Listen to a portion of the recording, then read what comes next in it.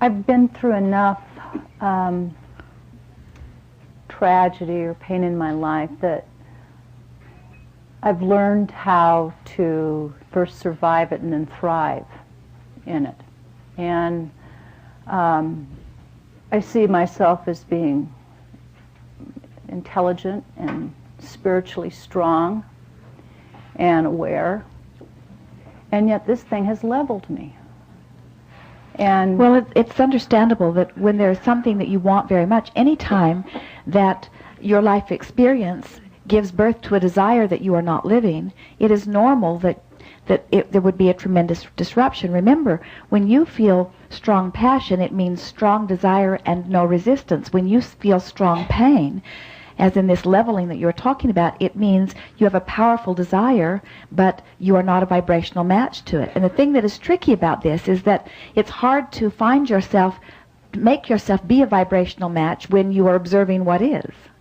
And so the reason that we were wanting you, when you were talking about wanting to know the truth of it, the reason that we want you to step back and take a broader view of it is because once you show yourself that you can reconnect in a very consistent way with your source energy, even amidst all this tragedy that is happening around you, you will show yourself once and for all your ability to be connected under any and all conditions.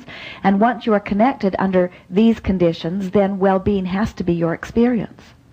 The question that we would like to put to you, and you can answer it or not, but it's a question worth pondering, is when you understand that law of attraction is always matching vibration, and then you accept that there must have been a mismatch in our vibrations or we would still be together. The question that we are wanting to ask you is, would you want something that was a mismatch to your vibration to remain within your experience?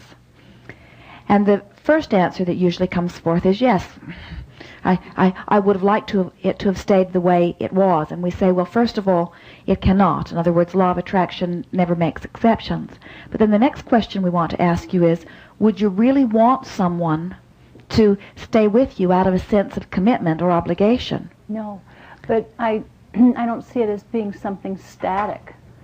I've always viewed our relationship as being something dynamic, and we've gone through hard times in the past, and we sought help, and it blossomed out of that. And I became aware through this that I could forgive him. I didn't know that before this all happened, but I became aware of that, and I thought there are things that are greater than an affair or falling in love with another woman. There's family and marriage, and I see. But you see, what you're amplifying is sort of the world view. It is the human physical view, and it is not a very good vibrational match to what we're talking to in terms of the laws of the universe. In other words, very often we talk to our physical friends and we say to them, now society would tell you one thing, and law of attraction is really responding in a different way. And so we are really not encouragers of anyone keeping commitments. We are more encouragers of people being true to the vibration of their now and letting law of attraction bring to them that which is a match to their now. So it could come down like this. Let's say that, as you've described to us, that your mate is looking for something. He obviously was, as he went off. And as he believes that he has found something that he is looking for, it's natural that you would be feeling left behind. Now, as you stand here in your pain and you continue to feel the absence of what you want and the resentment of what has happened, or even the justified blame that you are feeling, what happens is you keep holding yourself in a vibration that will not allow the things that you want. It doesn't allow him back. It doesn't allow something else back. In other words, you can't get to where you want to be while you're feeling the way you're feeling. And even though your world laws would say you are right, and even though most of the world councils would say you are right, still law of attraction says, as long as you feel like this, you cannot get what you want. I don't want to be right. I want to be happy. So, that's very good news, because in wanting to be happy, so as you stand in the face of this very intense situation and you reach for the thought that feels best, what might it be? In other words, ramble a little bit. Sometimes it takes a while to get to it, but just keep trying to reach for the thought that feels best in the context of this unpleasant subject. Freedom and enrichment in being a single mom, being single. All right, now those are words, and we think that from time to time you have found that. But in light of the vibration that you are feeling now, that was too far of a stretch for you. So just reach from where you currently are, amidst all of this. Just reach for the thought that feels best from where you are. In other words, reach for a genuine thought that is amplifying a true feeling within you. Reach for the best feeling one you can from where you are standing right now.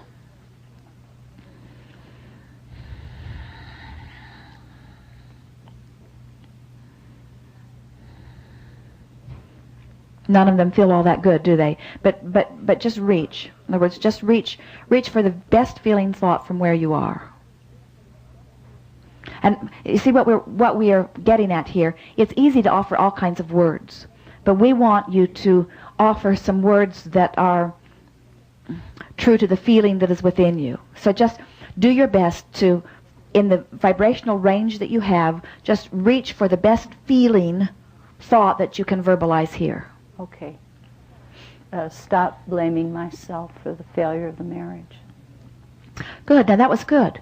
Now that was actually very good, because so as you stand here, there's all kinds of blame and all kinds of discomfort, and it can be very far-reaching. And as you did the best you could from where that was very good. I'm wanting to stop blaming myself for the failure of this. Now that, in the scope of all possible thoughts, is not really a very good feeling thought. But in the scope of the thoughts that have been surrounding you, it was a strong effort, and it was a very good choice of a thought. So now stay there for a moment and amplify that just a little more. In other words, stay there. Let's get 17 seconds out of that better feeling thought just by rambling around that thought. Just keep sort of feeling and talking around that thought. Law of attraction is a big player in all things. And while there might have been warning signs that I may have seen, most anybody in my position would not have seen them. And we're all doing pretty much the best that we know how to do. And I wouldn't actively ask anybody to be in a place that they don't want to be.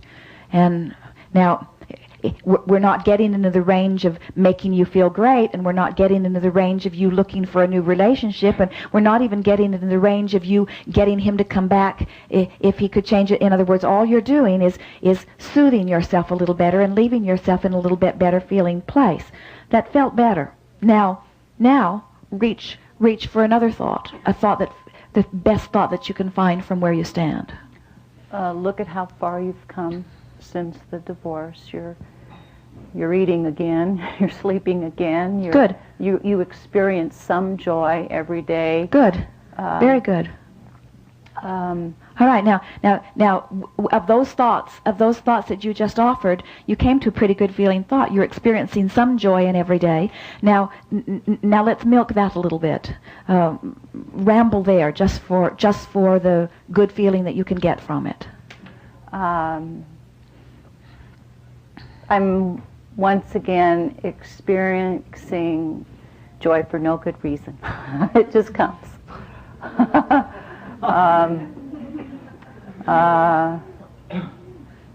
I delight in my children every day. Yes. My patients enjoy coming to see me, and I enjoy them.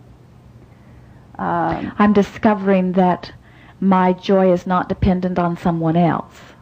I'm discovering that I can reconnect with a feeling of well-being, even with things in my immediate experience not being right where I need them to be. I'm discovering that I can set my own tone. Now, it feels much better, doesn't it?